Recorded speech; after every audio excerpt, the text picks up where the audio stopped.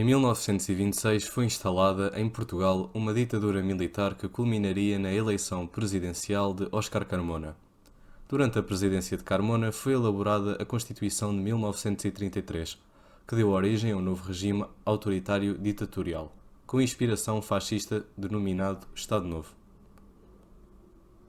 Em 1968, Marcelo Caetano substituiu António de Oliveira Salazar na liderança do país. A Revolução dos Cravos emergiu do agravamento da guerra colonial, quando esta se estendia a novas frentes, Guiné e Moçambique, sem solução militar à vista. Face ao elevado número de baixas humanas na guerra colonial, Salazar acabara de implementar uma nova legislação, com vista a ultrapassar a falta de soldados na frente de combate em África. Como resposta a esta decisão, em setembro de 1973 foi constituído o Movimento das Forças Armadas. No dia 25 de abril de 1974, a Revolução estava na rua. O capitão Salgueiro Maia e os homens que liderava tomaram o Banco de Portugal, a Rádio Marconi e o Terreiro do Paço, onde estavam os ministérios. Depois, dirigiram-se para o quartel do Carmo, onde Marcelo Caetano, presidente do Conselho, se tinha refugiado. A ordem chegou por Hotel Saraiva de Carvalho, a partir do posto de comando sediado na Pontinha. E foi no Carmo que o governo caiu. Salgueiro Maia mandou as forças apontarem para o edifício e fez um ultimato, dizendo que se o coronel mensageiro não saísse, o quartel seria destruído. Com a área controlada pelas tropas de Maia, o ainda presidente do Conselho foi obrigado a render-se, entregando o poder a António de Spínola. Os 41 anos de ditadura chegaram ao fim.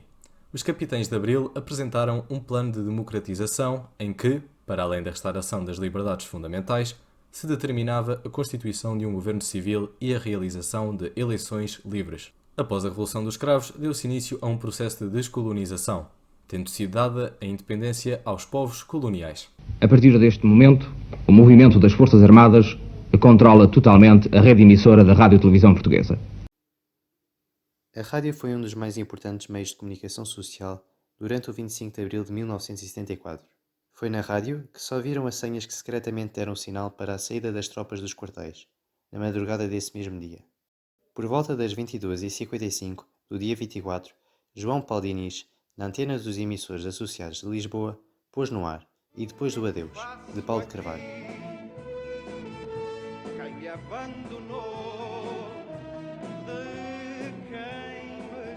Meia hora depois, na Rádio Renascença, seria Grândola Vila Morena, de Zeca Afonso, a confirmar o arranque da Revolução.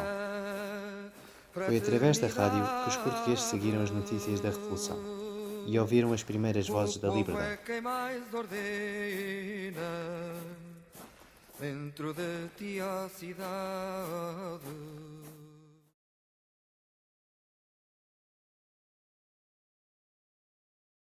Portugal era um país onde as pessoas não tinham liberdade e onde quase tudo era proibido.